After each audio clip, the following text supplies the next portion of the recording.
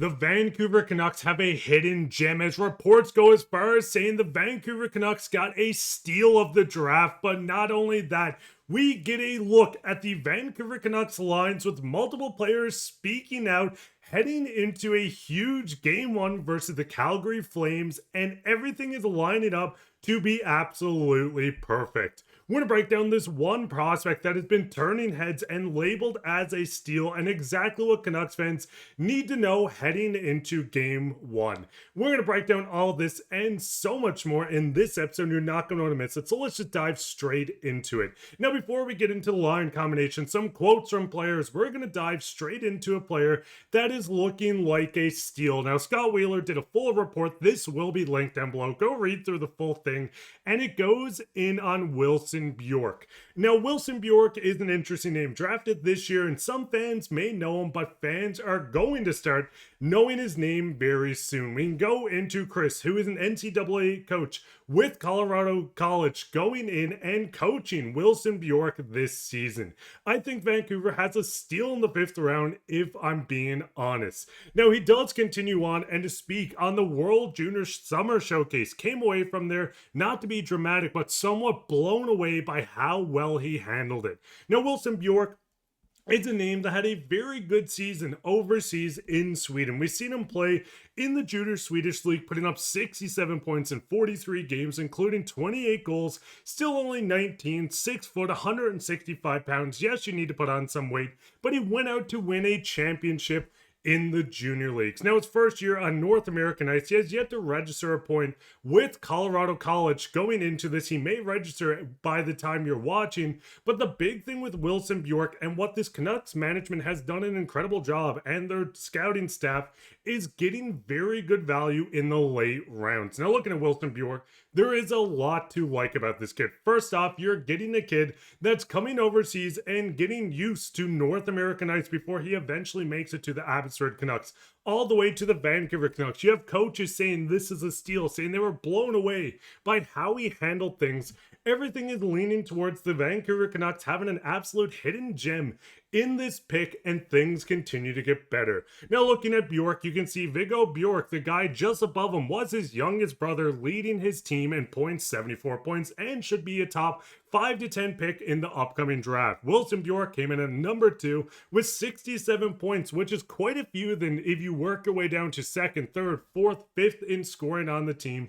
Wilson Björck is going to continue developing within this system, working through the NCAA with a great coach, working up to Abbotsford. And if you continue into what to expect, Björck set up chances at a significantly higher rate, making the simple plays, but also flashing the vision required for more complex pass than layers 2. He plays off his line mates well and helps them maximize their playmaking talents, exploding into the slot just at the right time. You can see his brother, who is going to be an NHL drafted player going into next year as well. But the biggest thing with Björck is he's worked on his game. He looks a lot more confident heading in. We've seen the coach, and there's a lot of awesome quotes on him as well going through the article. But the biggest things, and I continue to fall back on, yes, the head coach that's going to bring over a player into the NCAA is going to give him credit. They're going to continue working with Björck, but things are starting to really look up for the Canucks, and he can work into the Swedish World Junior head coach. He's a smart player. He's strong with the puck. He can play defensively. He can play the penalty kill. And what happened last year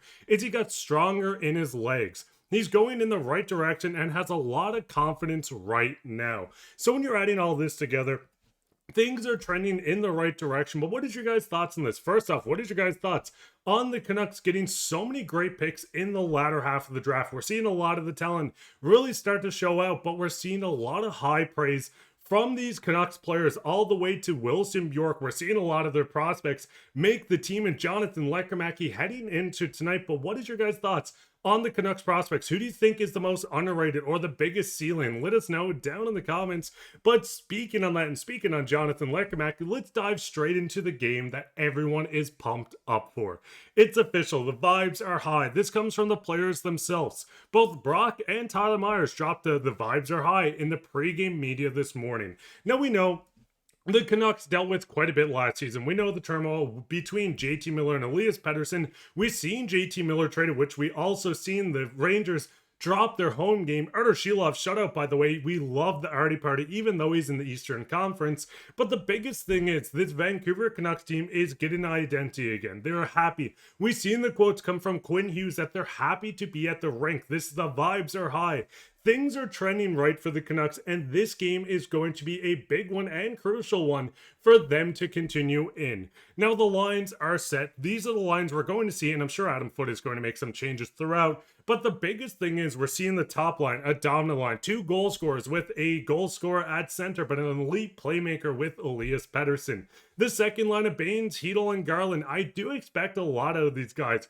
Hedl is someone that's going to come in guns flying. He wants to get back on the right track after being injured last season. Garland is the perfect piece, and I think Baines is severely underrated when looking at all the Canucks players going through. Working farther through Evander Kane, Coots, and Lekkermäki, this line is going to be must-watch TV.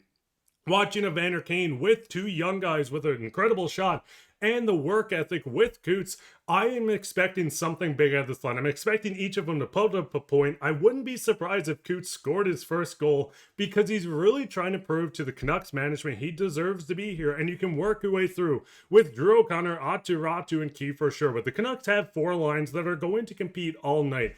Calgary's coming off a back-to-back where we've seen them beat the Edmonton Oilers after coming back from a deficit, winning an OT, or shootout, I should say, which I love to see the Oilers lose, and we wish the Flames could lose as well, but who cares at this point?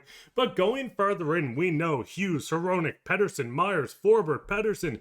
This is going to be the defensive core of Thatcher Demko getting the start.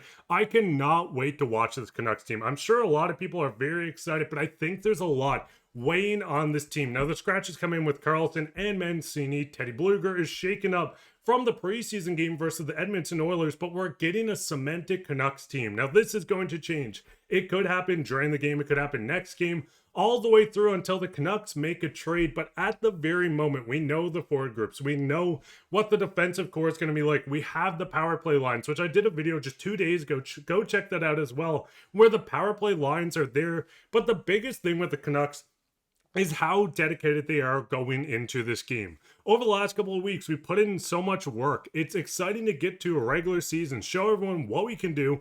I have a lot of faith in this group. Now, this is the thing with the Canucks. They're coming into a revenge season, but we know the players themselves know they can do better than what they did last season. I mean, I hope they make the playoffs, and I'm almost certain they're going to. But we're going to see a rejuvenated Canucks team. Adam Foote has done an incredible job putting a new system in. No dump and chase hockey. And we're also getting the vibes are up. And I think that's severely underrated with this Canucks team. But what do you think the score of the game is going to be tonight? Do you think the Canucks go out like they did last time they faced Calgary and win 8-1? Do you think they're going to go out and absolutely tear apart and maybe score 10 goals? Let us know down in the comments. And speaking on comments, let's go straight into comments of the day. Coming from Derek, Lekkermäki's unleashed. See what happens. Guy's going to fill the net. And I expect a goal from that line tonight. So maybe we see a Lekkermäki goal. His shot is incredible. Getting time on the second power play unit. It's only a matter of time before this kid scores 20 goals. But let us know, who do you think is going to be the first goal scorer this season? Is it going to be Lekkermäki, Coots, Evander Kane, Quinn Hughes? Are we going to see a goalie goal somehow from Thatcher Demko? Let us know down in the comments.